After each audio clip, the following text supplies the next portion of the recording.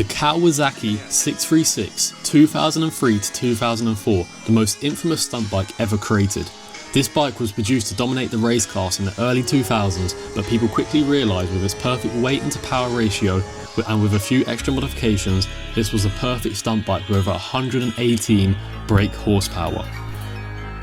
And now, in today's age, this bike is over 20 years old and still holds one of the top spots for being the best stunt bike you can buy. So with me being who I am, it was time to finally scratch that itch that I've been waiting to do for ages. But there was a catch. I picked up the cheapest 2003 636 money can buy, and let's just say it has a few issues.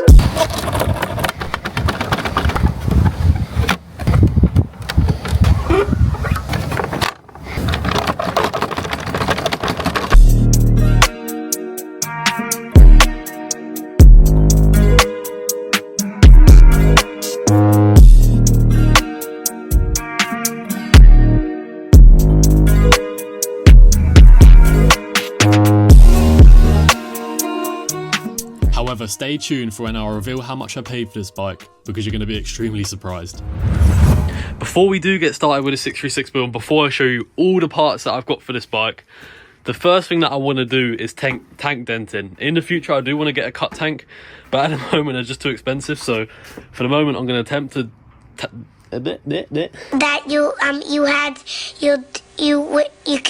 I'm going to attempt to dent the tank, because this is what I'm most scared of, doing this wrong. And I don't want like a bowl look. A lot of people have like a fish bowl looking cereal. I can eat my cereal out in the morning type of bowl. I don't want that. I want a flat top with a lip. So I'm going to attempt to do that today. I'm going to try it. This is green underneath. I'm going to try to leave the tape on while we're doing it. Hopefully it will stop for any cracks or anything we don't want to have on the tank. But if we do, in case I have got tank weld, so that won't be a problem. But yeah, I'm going to try flatten out this section first, so there's no like lip on this end first. So we'll flatten this section and then we'll move back, and I want to kind of get as wide as we can get as well to get that big bowl, kind of like the cut look without being a fish bowl. So yeah, for this task, nice little metal hammer, a mallet, and from what I've read online, someone said a phone book, so I've got a dictionary just to, apparently it stops it from getting lips and what causes you to get cracks in the dent. So without further ado, I'm going to leave the tape on for a minute. I'll start the first part of the process and I'll show you how it's going.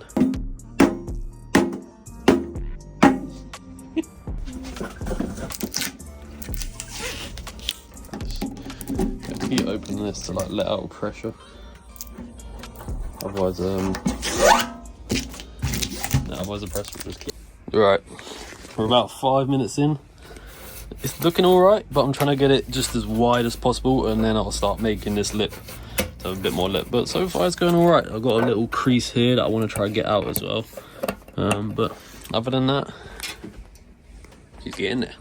Alright, so I've dented the tank. It's not the greatest, but hopefully we can cover all that with grip tape. I haven't got any paint remover, so I just put brake fluid on there to see if we can get some of the paint to start lifting. And then after that, I'm going to take the tank off and start sanding it. But as for the actual bowl, it's not bad. Eventually I'll get it cut, but for a 10-minute job in the garage, I don't think the bowl's too shabby. I didn't want the fish bowl look, and I wanted to make it look like a cut tank where it's got a flat top. So I tried to keep the top flat and then just the bowl section at the bottom. But for now, that should be alright.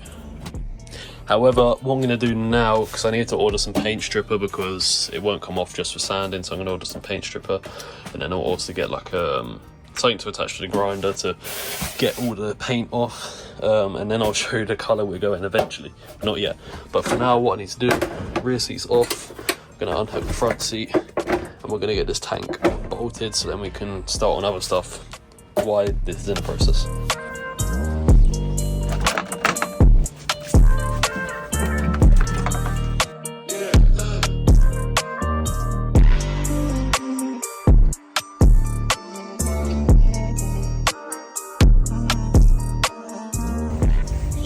Paint remover on the tank, so I've got to leave that half an hour, and then hopefully that should lift up all the paint.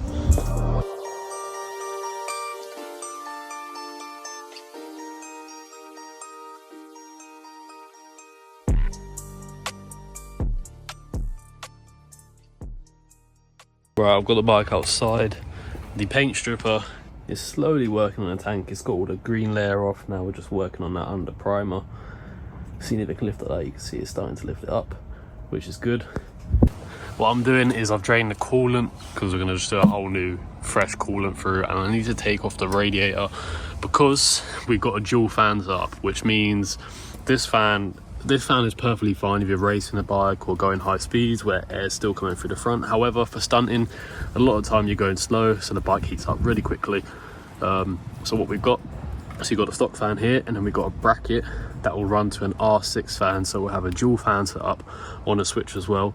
However, for now, I'm just going to focus on getting the radiator off, and then from there we can play around with it a bit more, and also clean up the engine. It is missing the engine bolt. Also, if you come around to this side, oh yeah, I did strip off all the plastics as well, just so I can get a better look at everything. But if you do come to this side, got a hole in the exhaust. You can't really see it too well, which was covered up by that, so I'm going to try and figure out a solution for that, but I don't matter too much. If I need to put it back over, I'll put it back over. It's a stunt bike at the end of the day. It's going to have stuff like that, but yeah, main focus right now, unhooking everything from the radiator, and then we'll pull the radiator off. And the frame also needs a little bit of love, but that's stuff for later down the line. For now, let's get this done. In process of trying to get this tube off, the rad snapped. So yeah, now I'm gonna have to order a new rad as well, which is gonna be fun. Okay, so why the tank is still getting the paint off, which I'm gonna just let that leave to do its own thing. I brought a brand new tap and die set because all these bolts for the plastics, they're not good. What I'm going to try to do first of all is just run the correct size through them, see if I can make that bit better. However, if it's not good, then I'm going to have to drill them out and put bigger ones in, but hopefully I can just repair the threads and bring them back to life a bit. If not, worst case, I'll do a helicoil or I'll drill bigger, but I don't really want to drill bigger because I'd rather just keep these sizes and then I know work with the plastics.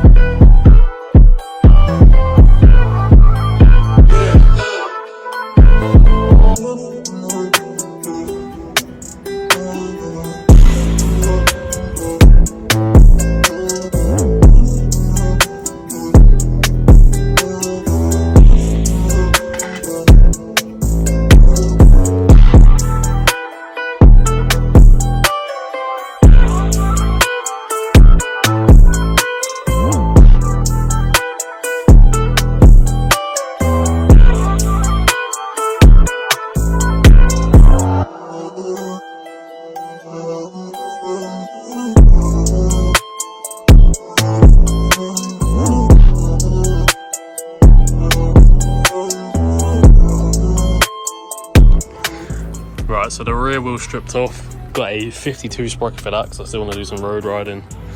Currently cleaning down in the engine bays, as you see. And yeah, so I'm pretty much just going to take off this, which is a 40, I think it is. Yeah, 42, I'm going to place it for 50. Most people run 55 to 60, however I want to run 50 because I do want to do some street riding, head down to London and stuff like that, so that'll be good. And then while we're doing that, I'm going to clean up the bike while it's on the stand.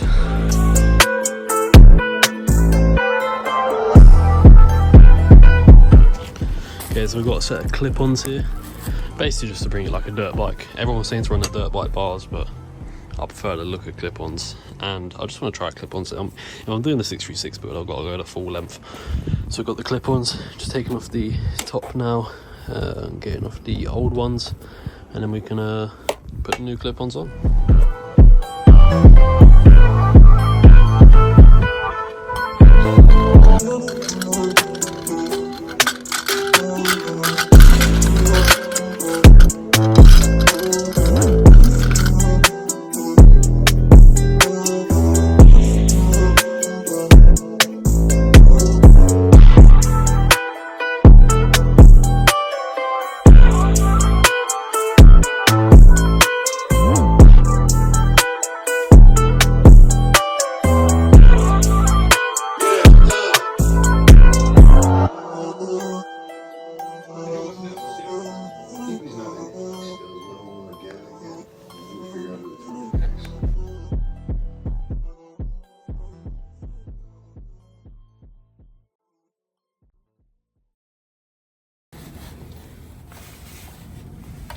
So I've ended up deciding I did buy the old generation R6 fan. However, I'm going to buy the smaller one, as you can see in the picture here.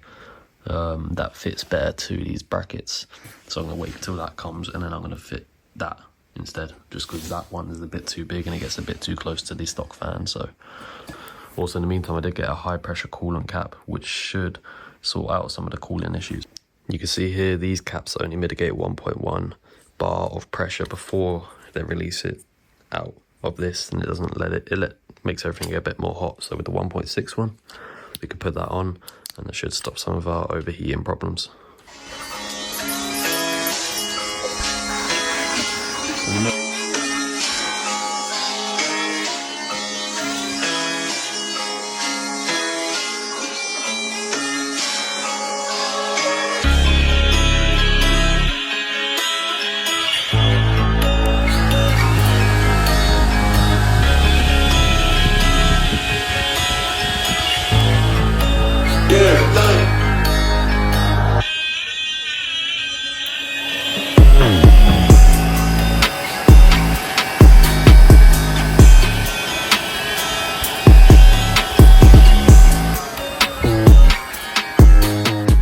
So now what I'm going to do, I'm going to cut the shield. I've just kind of put some screws in there to hold it for now, but we're going to properly mount it down properly. But what I'm going to do, got some masking tape, and I'm going to cover all this with some paper, just to protect it while I'm cutting it up, because I don't want all the hot plastic to be thrown all over this and get stuck to brand new fairing kit. So what I'm going to do, I'm going to cover that now with paper. Probably a bit stupid, but that's the whole point of building a stunt bike. All right, coverage is on. I'm probably going to set on fire, but as soon as it sets on fire, I can put it off quickly. I hope so. But yeah, all it is hot plastic, so it shouldn't create any sparks. We hope so, we hope not. But yeah, we'll give it a go. Right, I've got the grinder. I'm just going to attempt to do it.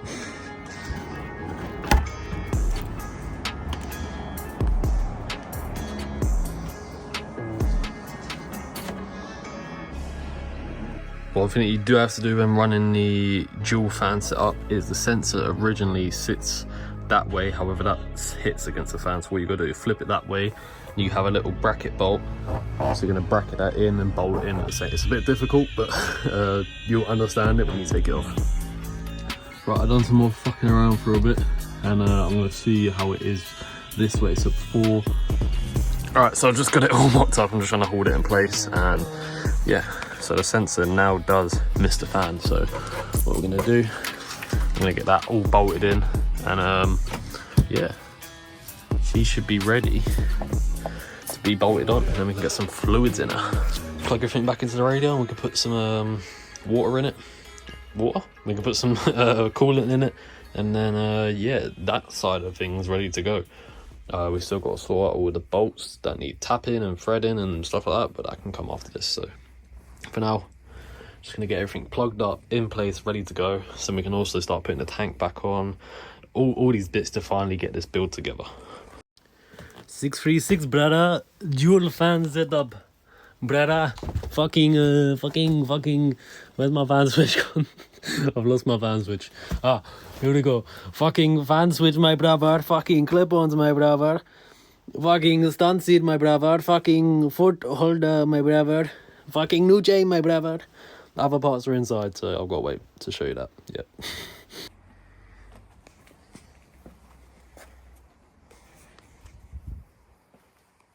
Right, it's now time to show you the side panels. Look at them. Shining. These are going to look good. I went for the black bottoms because when you're riding and everything, all the mud and stuff just gets thrown on the bottom of the panels, and with the black I don't have to wash them as much. So the blue, the top is still blue, and then the black is on the bottom, which should go perfect. So what I'm quickly doing, we had the clean air mod on the bike. However, the clean air mod, we might be able to see it from here. Basically it sits up on top of the head of the engine, and my worry is if I'm doing wheelies or whatever is going on, when that oil does leak, because it will leak, don't know what a clean air mod is, pretty much. So the oil doesn't run back into the bike and cause it to kill itself, so you do a clean air mod.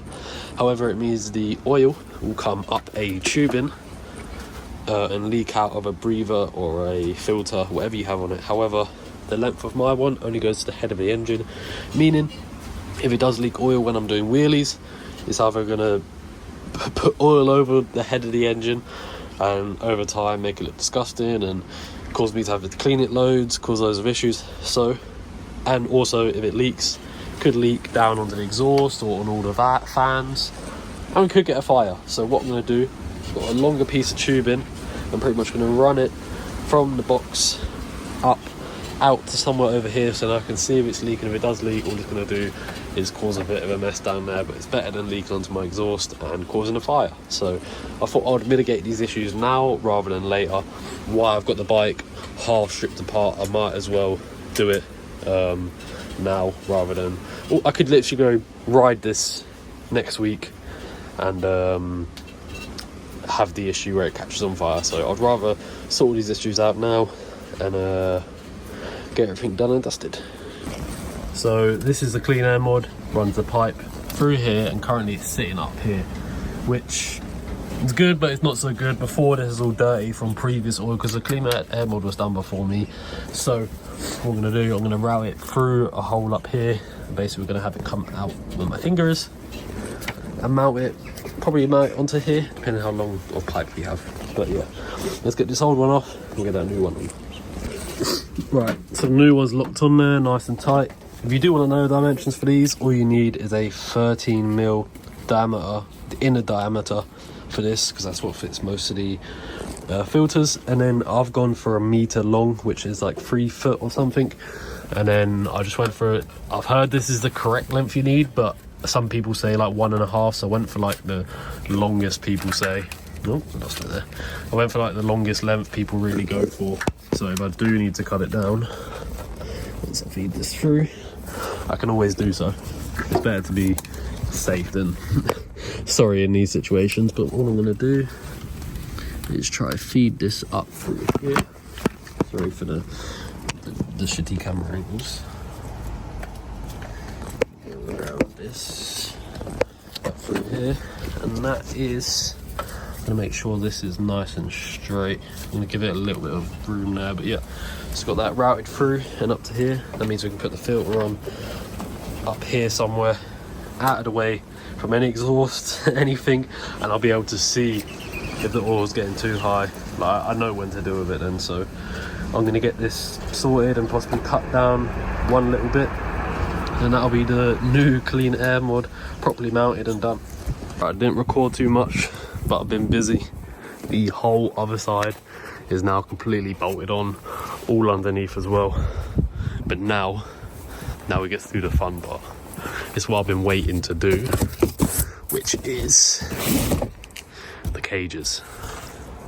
So we've got the right side piece of the cage and the left side piece of the cage, and this is a 3-point cage, so which means there's a bar here that will go through the plastics to support lower end. There is some other companies like Dicks Apart, which basically their cage like cuts off here and it goes across there. In my opinion, I think it looks a bit ugly, so what I wanted to do is get the stronger version, which is like the 3-point cage, 1, 2, 3 different points that goes onto the bike, and that should also help with the plastics, protect everything a bit more. And yeah, can't wait to put this on. I'm just going to try and work it out in my head right now, and then we'll get to putting it on.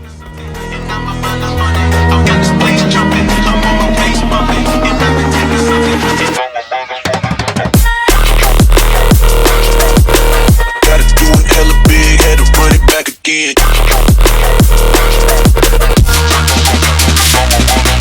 Stop.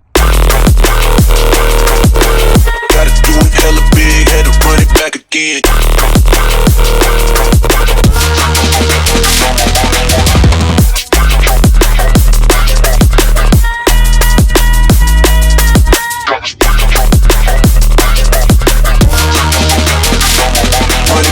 So yo, this is my new Kawasaki 636 2003, 22 years old, that I picked up around about 2 months ago. I told no one except for a couple people, and I completely built this bike.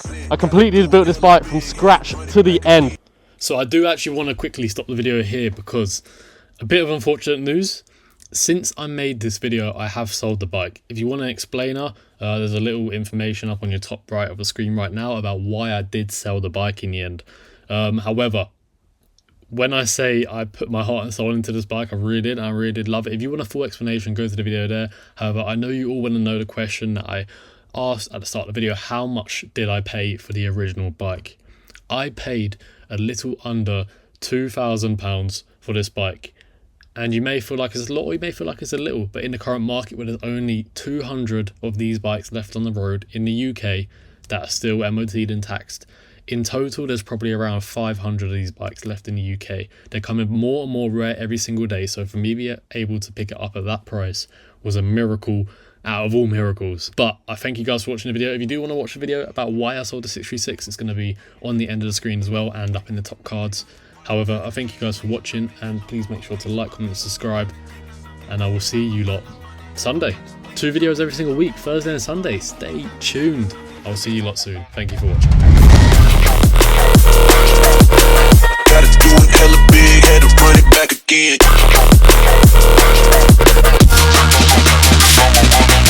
Stunt. Gotta do it hella big, had to run it back again.